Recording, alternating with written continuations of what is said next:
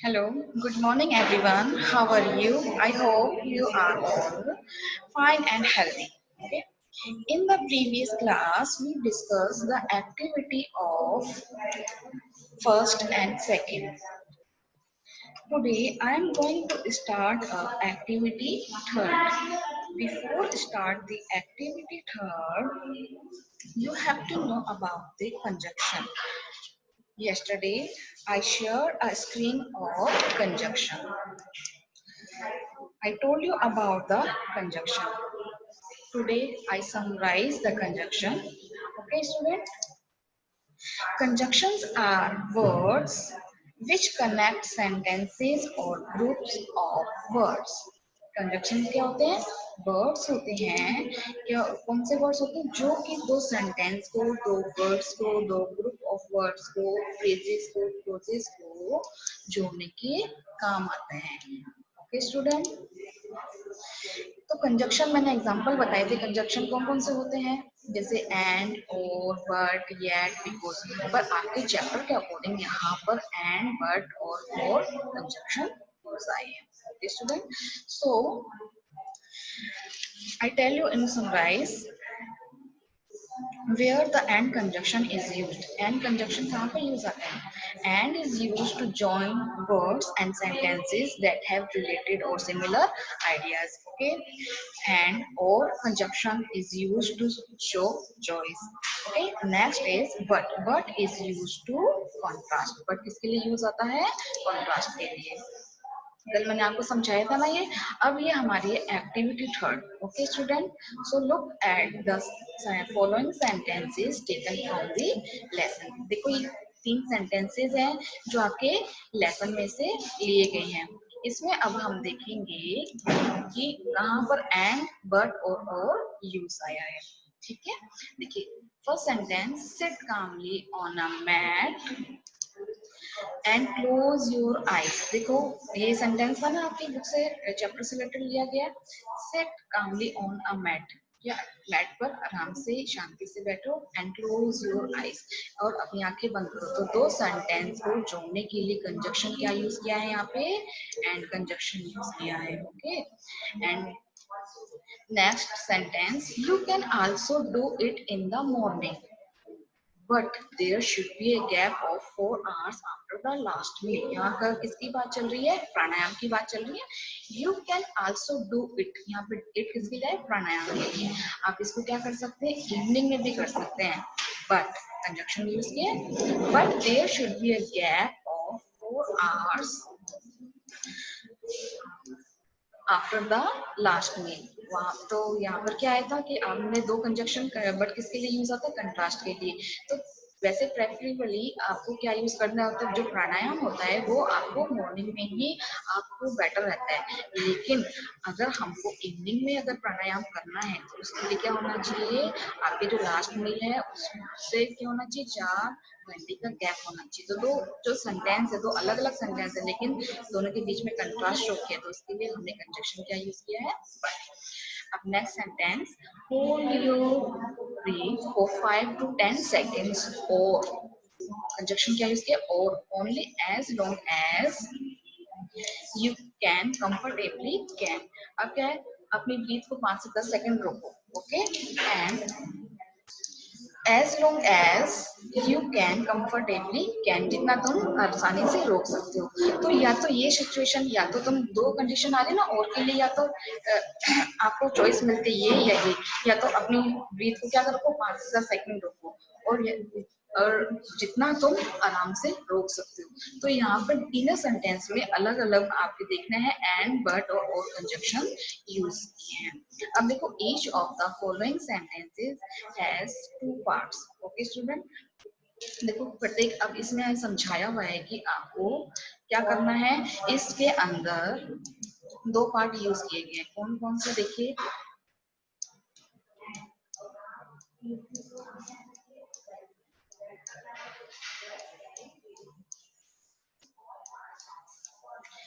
देखिए student, Each of the above three sentences have two parts. In the first sentence, the two parts have been joined by and. अब दोनों part को किससे join कर रखा है? And से join कर रखा है. देखिए, second sentence, the two parts has been joined by but. Whereas in the third sentence, the two parts have been joined by or. So we use and for adding information and किसके लिए use आ रहा है? Adding information के लिए और for giving alternatives के लिए.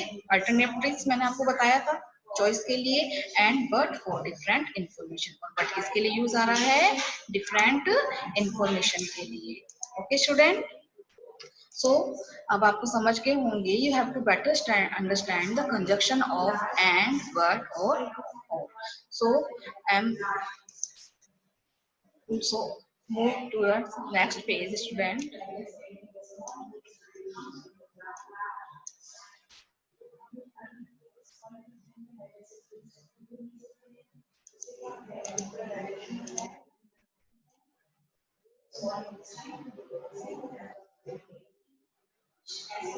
Okay, now this is the exercise. Complete the following sentences using and, but or. Okay, हमको तीन कंजक्शन यूज करना है sentences के according and, but और or. So first sentence, we went to the station dash the train had gone. हम कहाँ गए? हम स्टेशन गए थे. Dash the train had gone. अब कौन सा कंजक्शन यूज आएगा? But. We went to the station, but the train had gone. Okay. Second sentence. Most people work in a day. Most people work in a day. Dash sleep at night. Most people work in a day and sleep at night. Okay, students. Please keep a pencil with you and write note down on your book. Third one is the bus was crowded. बस क्या हुई थी? भरी हुई थी. Dash I managed to get in. क्या है? क्या कंजक्शन यहाँ पे? but I managed to get in. Fourth number, on a warm summer day will you wear a black shirt dash a white shirt. अब देखो चॉइस आ रही है यहाँ पे, है ना? चॉइस आ रही है इधर, तो चॉइस में क्या आएगा? यूज कंजक्शन और. On a warm summer day will you wear a black shirt or a white shirt. Okay student. Next, I want to buy a newspaper. Dash didn't have enough money. मेरे I want to buy a newspaper. मैं तो newspaper तो खरीदना चाहता हूँ. Dash didn't have enough money. लेकिन मेरे पास पर्याप्त पैसे मनी नहीं है. ओके, अब पर्याप्त मनी नहीं है तो कंट्रास्ट हो गया, तो हम कंजक्शन यूज करेंगे, बट कंजक्शन यूज करेंगे. Next, we went home dash played kabaddi. We went home, हम घर गए और हमने क्या खेली? हमने क्या खेली? कबड्डी खेली. तो एडिंग इंफॉर्मेशन के लिए क्या आएगा? कंजक्शन एंड यूज आएगा. Okay, now move on the next. My grandmother is 80 years old. Dash her eyes are still sharp. देखो कंट्रास्ट आ रहे. मेरी जो ग्रैंड मदर है वो क्या है? 80 ईयर्स ओल्ड, 80 साल की है, लेकिन उनकी आईज क्या है? उनकी आईज अभी भी शार्प है. तो कंट्रास्ट है ना सिचुएशन, तो हम कौन सा कंजक्शन यूज करेंगे? बट यूज करेंगे. Okay, next, I called him dash he didn't answer. मैंने कॉल किया, मैंने उसको पुकारा, कॉल किया.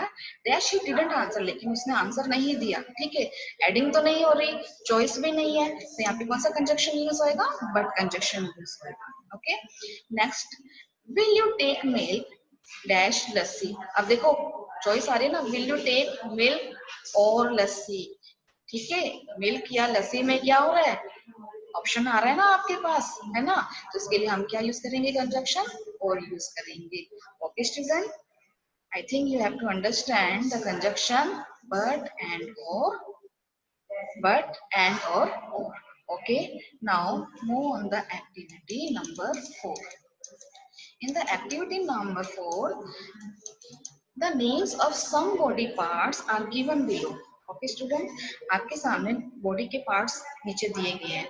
सो अभी मैं क्या कर रही हूँ? आपके साथ स्क्रीन शेयर कर रही हूँ. Okay, now I am sharing a screen of some body parts.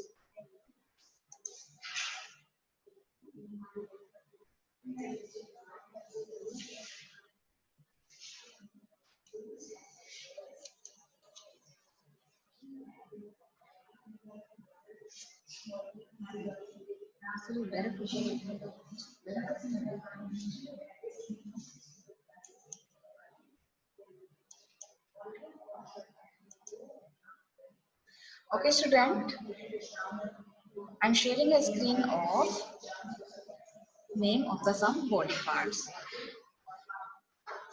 Let's have a look.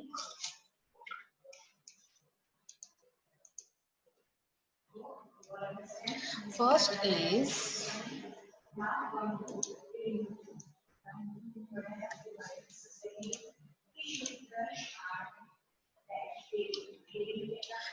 is nostril.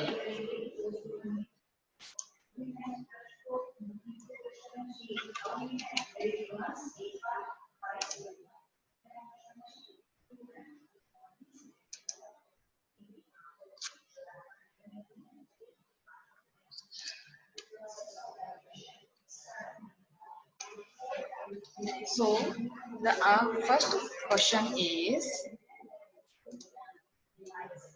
where did Nitin and Shivam go one day in the morning? Nitin और शिवम एक दिन मॉर्निंग में कहाँ गए थे? One day in the morning, Nitin and Shivam went to a park. Nitin और शिवम कहाँ पर गए थे? पार्क में गए थे. ये आपकी जो बुक के क्वेश्चन आंसर है ना, आज मैं वो आपसे डिस्कस कर रही हूँ. Okay. What is pranayam? Pranayam क्या होता है? Pranayam is control and extension of the breath. Pranayam क्या होता है? Is the control and extension of breath. Next is, what are the benefits of pranayam? प्राणायाम के बेनिफिट्स क्या हैं? Pranayam slows down heart rate, reduce blood pressure, relax body and mind. It also increases our life expectancy. प्राणायाम क्या करता है? हमारी जो heart rate है उसको क्या करता है? स्लो करता है. रिड्यूस ब्लड प्रेशर, हमारा जो ब्लड प्रेशर है उसको भी क्या करता है? रिड्यूस करता है. हमारी बॉडी और माइंड को क्या करता है? रिलैक्स करता है. It also increases our life expectancy. ये हमारी क्या होती है? जो लाइफ जो हमारी जो आयु है उसको क्या करता है? ये प्राणायाम से हमारी जो लाइफ है वो बढ़ती है. ये हमारी लाइफ को बढ़ाता है. तो आपको समझ गए होंगे कि प्राणायाम क्या करता है. ये प्राणायाम हमारी जो लाइफ है उसको बढ़ाता है, हमारी हार्ट रेट है उसको कम करता है, हमारा जो ब्लड प्रेशर है उसको भी रिड्यूस करता है और हमको हमारी बॉडी और माइंड को रिलैक्स करता है. You understood? And next question is, what is Pura? Pura क्या होता है? In this Pura process, right nostril is pressed. Right nostril is pressed with right hand thumb. Right hand के thumb से आपको right nostril को press करना है. Then we breathe in slowly from the left nostril. तब हम क्या करेंगे कि जो आपका जो left nostril है उससे हम breathe करेंगे. Right को हम क्लोज कर देंगे, प्रेस करेंगे और जो लेफ्ट है उससे हम क्या करेंगे? ब्रीथ करेंगे. This is done till the lungs are full. ये जब तक हमको आपको ब्रीथ इन लेनी है जब तक आपके जो लंग्स जो फेफड़े फुल नहीं हो जाते. Okay student, how do you close your ring nostril while doing rechak. अब जो रेचक प्रोसेस है, ठीक है, प्राणायाम में 3 स्टेप्स बताए थे ना आपको, पूरक, कुंभक और रेचक. अब ये पूछ रहे हैं, how do you close your right nostril while doing rechak. रेचक करते समय अपनी राइट नोस्ट्रल को आप कैसे क्लोज करोगे? While performing rechak we close the left nostril with our ring finger. है ना, अपनी रिंग फिंगर से हम अपने लेफ्ट नोस्ट्रल को क्लोज करेंगे जब हम रेचक प्रोसेस करेंगे. ओके स्टूडेंट, ये आपके जो बुक के अंदर क्वेश्चन आंसर दे रखे थे उसको मैंने इस फॉर्म में आपको आंसर के फॉर्म में आपको समझाया है. अब मैं आपको बताना चाहती हूँ कि in the board exam there are seen and unseen passage will come. Okay, fifth board है ना आपका, जिसके अंदर आपके सीन और अनसीन पैसेज आएगा. अब सीन पैसेज तो क्या होता है? जितने भी आपके बुक के जो चैप्टर्स हैं उसमें से कोई भी एक पैसेज आपका आएगा. ओके, तो उसके लिए जैसे चैप्टर सेकंड है तो चैप्टर सेकंड से ही मैंने आपका एक पैसेज लिया है. आपको समझ आएगा कि इसके जो कॉम्प्रिहेंशन होता है उसमें क्या होता है, पैसेज आता है. तो first tell you about the comprehension. What is comprehension? सबसे पहले आपको ये पता होना चाहिए कि कॉम्प्रीहेंशन क्या होता है. देखिए, the comprehension means the ability to understand. मतलब आपके अंदर की एबिलिटी होनी चाहिए उसको समझने की. वॉट यू लिसन और वॉट यू रीड. तुम क्या सुन रहे हो और तुम क्या रीड कर रहे हो. अब the stories, the poem, the questions and answer were unseen to you before you read them. ठीक है, वो क्यों होंगे, वो आपके लिए सीन भी हो सकते हैं और अनसीन भी हो सकते हैं आपके लिए. ओके स्टूडेंट, तो कॉम्प्रिहेंशन आएगा आपके बोर्ड के एग्जाम के हैं, तो उसमें आपके पैसेज आएगा. एक तो सीन पैसेज आएगा और एक अनसीन पैसेज आएगा. सीन पैसेज आपकी बुक से, बुक के जो चैप्टर है उससे रिलेटेड आएगा. तो आज मैं आपको उसकी प्रैक्टिस करवा रही हूँ. ठीक है, ये पैसेज है आपकी. देखिए, आपकी बुक ओपन करिए. Open the page number 7. यहाँ से मैंने एक पैराग्राफ लिया है. देखिए, Shivam and Nitin were students of class 5. Shivam और नितिन क्या है, स्टूडेंट हैं क्लास 5 के. One day they got up early. एक दिन वो जल्दी उठे. It was a pleasant morning. और कैसी मॉर्निंग थी, बहुत सुहावनी मॉर्निंग थी. They saw many people in the park. वे क्या देख रहे थे, उन्होंने क्या देखा, उन्होंने बहुत सारे लोगों को पार्क में देखा. Some of them were running on the track around the park. उनमें से कुछ क्या कर रहे थे, some of them were running on the track around the park. उनमें से कुछ जो पार्क के चारों तरफ, मैंने आपको बताया था ना ट्रैक बना हुआ होता है, उसके पर घूम रहे थे. Children were playing in the middle of the park. Children क्या कर रहे थे, पार्क में, पार्क के बीच में खेल रहे थे. मिडिल ऑफ द पार्क मतलब पार्क के बीच में. Some people were sitting and making different poses. और कुछ लोग वहां पर बैठे थे और क्या कर रहे थे, डिफरेंट पोजेस मतलब डिफरेंट मुद्राएं बना रहे थे, है ना, प्राणायाम कर रहे थे वहां पे. तो सबसे पहले आपको ये जो पैसेज दे रखा है उसको आपको थ्रू 2 और 3 टाइम्स आपको रीड करना है अच्छे से.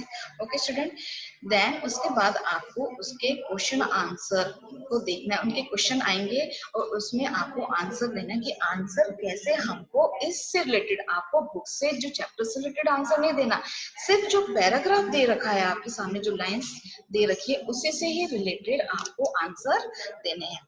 The first question is the passage is about. ये जो पैसेज है ये किसके बारे में बताया गया, poses, morning exercise, games, Shivam and Nitin, किसके बारे में बताया गया है. अगर आपको पता है तो आप रिजेंट कर सकते हैं. If you know the answer, you can raise your hand. किसके बारे में, option number 1 poses, second morning exercise, third games and fourth Shivam and Nitin. बताइए स्टूडेंट किसके बारे में ये पैसेज है, किसके बारे में है, मॉर्निंग एक्सरसाइज के बारे में. ओके स्टूडेंट, मॉर्निंग एक्सरसाइज के बारे में अभी तो बताया है ना इसी के अंदर. जैसे it was a pleasant morning, they saw many people in the park, some of them were running on the track around the park. तो ये पैसेज किसके बारे में है, ये पैसेज है आपके morning exercise. Next question is who were Nitin and Shivam. Nitin और शिवम कौन थे. Nitin, answer is Nitin and Shivam were students of class 5. देखिए पैसेज के अंदर से आंसर है शिवम. देखो इन्होंने अपोजिट कर दिया, नितिन एंड शिवम पूछा, तो आपको भी आंसर में क्या देना है, नितिन और शिवम आपको आंसर देना है. ये नहीं आपको डायरेक्टली आपको ऐसे लिखना है कि शिवम एंड नितिन. ओके, आपको आंसर देना है जैसे आपको क्वेश्चन पुटअप होता है वैसे ही आपको आंसर देना है. नितिन एंड शिवम, ठीक है, पर स्टूडेंट्स ऑफ क्लास 5. आंसर दे रखा है यहाँ पे तो आपको ये आंसर लिखना है. कौन थे वो, नितिन और शिवम क्या कौन क्लास 5 के स्टूडेंट थे. आपको इस पैसेज में से आंसर बताना है. Next, third question is how was the morning that day. उस दिन मॉर्निंग कैसे थी, कैसे थी मॉर्निंग. फिर हम आते हैं पैसेज पे. अब वहां पे यहाँ पे आपको आंसर मिल रहा है it was a pleasant morning. अब आपका आंसर ये ना, it was a pleasant morning. लेकिन अब आपको आंसर क्या देना है, देखिए how was the morning that day, it was a pleasant morning. ऐसे आपको पैसेज में से अपने आंसर को क्या करना है, फाइंड आउट करना है और फिर आपको आंसर मिलना है. Okay student, now fourth number question is what did they see in the park, उन्होंने पार्क में क्या देखा। They saw many people in the park, वहां पर उन्होंने क्या देखा, वहां पर उन्होंने बहुत सारे लोगों को देखा। Have you understood student. अब एक चीज मैं आपसे डिस्कस करती हूँ कि जब भी हमारा जो क्वेश्चन पैटर्न है, जो भी क्वेश्चन पैटर्न है, देखो what did they see in the park, ये बनाया गया है आपके past indefinite tense. Past indefinite tense में क्या होता है कि डिड क्या होती है, डिड के साथ जब हम क्वेश्चन करते हैं तो उसमें डिड यूज आता है। डिड के साथ हमेशा वर्ब, वर्ब क्या है यहाँ पे सी, उसके साथ हमेशा वर्ब की फर्स्ट फॉर्म यूज आती है। लेकिन जब हम आंसर देते हैं, आंसर देते समय हम क्या यूज करते हैं, वर्ब की सेकंड फॉर्म। पास्ट इंडेफिनिट में वर्ब की क्या आती है, सेकंड फॉर्म। जब हम सिंपल सेंटेंस लिखेंगे तब हम सेकंड फॉर्म यूज करेंगे। जब हम अगर क्वेश्चन मेकिंग करते हैं तब हम डिड के साथ वर्ब की फर्स्ट फॉर्म यूज करते हैं। जब भी आपको ये पैटर्न, अब आपको देखिए डिड के साथ वर्ब की फर्स्ट फॉर्म है तो आपको सी की सेकंड फॉर्म क्या होती है, सो। आपको दे सो यूज करना है, सी यूज नहीं करना तो आपके नंबर क्या हो जाएंगे, के नंबर क्या हो, वहां पर कट हो जाते हैं नंबर। तो आपको टेंस का भी बहुत ज्यादा ध्यान रखना है, ठीक है। Next, what were some of them doing, वहां पर सम ऑफ देम क्या कर रहे थे, वो लोग क्या कर रहे थे वहां पे, some of them were running on the track around the park. वहां पर कुछ लोग क्या कर रहे थे, सम ऑफ देम का मतलब क्या है, वहां पर वो लोग क्या कर रहे थे, सम ऑफ देम का मतलब कि कुछ लोग वहां क्या कर रहे थे, some of them were running on the track around the park. ये अपनी तरफ से नहीं लिखना, ये देखो पैसेज के अंदर से ये देखो रखा है, some of them were running on the track around the park। अब आपको समझ आ गया कि कैसे आपको आंसर देना है। Okay student. Next is what were children doing, children क्या कर रहे थे, व्हाट वर चिल्ड्रन डूइंग, बच्चे क्या कर रहे थे, बच्चे क्या कर रहे थे, चिल्ड्रन वर प्लेइंग। बस आंसर, बस इतनी सफिशिएंट आंसर है, क्या कर रहे थे, बस आपको आंसर देना है, चिल्ड्रन वर प्लेइंग। ओके, देखिए पैराग्राफ के अंदर children were playing in the middle of the park. हमको सब पूरा नहीं बताना, हमको बस क्या कर रहे थे हम ये बता सकते हैं, चिल्ड्रन वर प्लेइंग। तो आपको यहीं से आंसर लेना है, बच्चे क्या कर रहे थे, बच्चे खेल रहे थे। और next question is what were some people doing in the middle of the park, कुछ लोग पार्क के बीच में क्या कर रहे थे, क्या कर रहे थे, some people were sitting and making different poses in the middle of the park। कुछ लोग क्या कर रहे थे, वहां पर डिफरेंट पोजेस बना रहे थे, है ना, बैठे थे और डिफरेंट पोजेस बना रहे थे, कहाँ पे बना रहे थे, इन the middle of the park. देखिए आंसर पैराग्राफ में से ही है, देखिए some people were sitting and making different poses। Have you understood this paragraph? Okay, अब आगे इसी टाइप के एक तीन पैसेज आएगा जिसमें से आपके क्वेश्चन रेज होंगे, उसी में आपको क्या करना है, उसी पैराग्राफ के अकॉर्डिंग आपको आंसर देने होंगे। ये नहीं कि आपको अपने मन से बनाना, नहीं, जो पैराग्राफ के अंदर आप समझोगे, आप उसको रीड करोगे 4 और 5 टाइम्स, आप उसको रीड करोगे, देन आप केपेबल होंगे आंसर देने के। Student, have you understood? If you understood this paragraph, please raise your hand.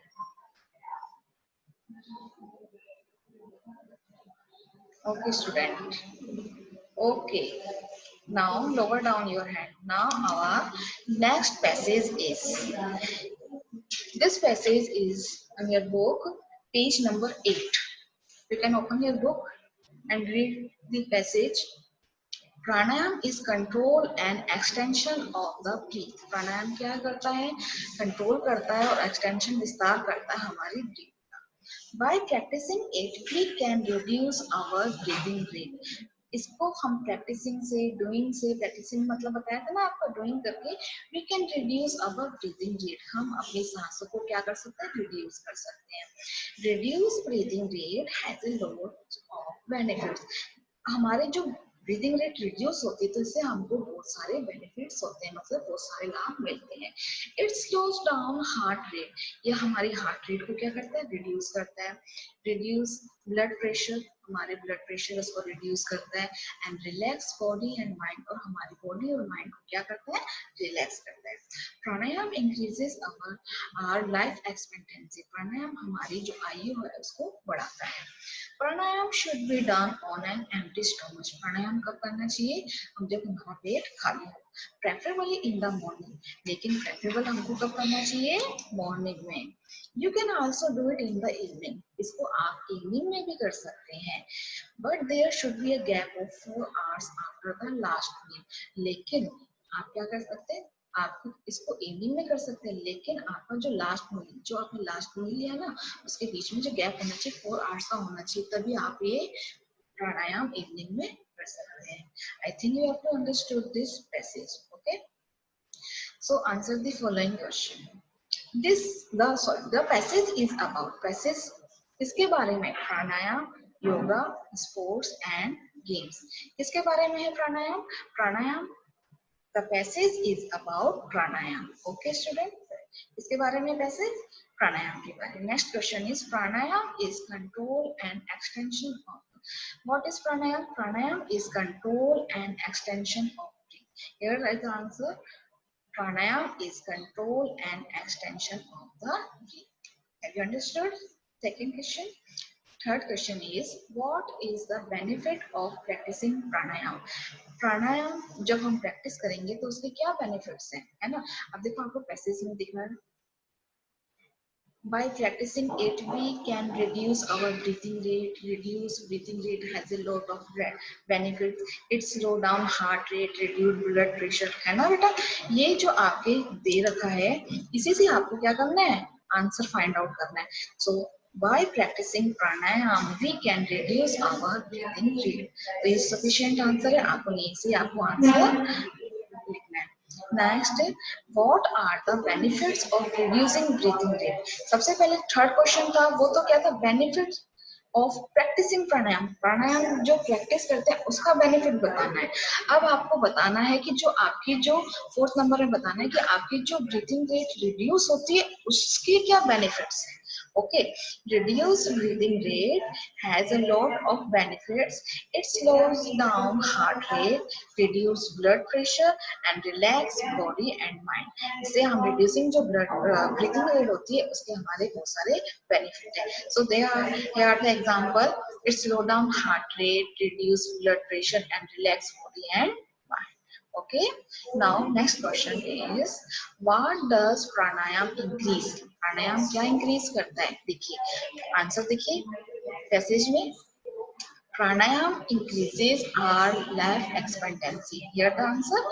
सो आपको ये आंसर लिखना है यहाँ पे, pranayam increases our life expectancy, okay. Now next question is how should pranayam be done, pranayam कैसे करना चाहिए।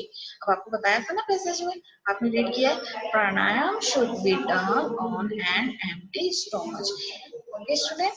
Now next question is when should we do pranayam, हम प्राणायाम हमको प्राणायाम कब करना चाहिए, we should do pranayam preferably in the morning, we can also do it in the evening, but there should be a gap of 4 hours after the last meal, okay student।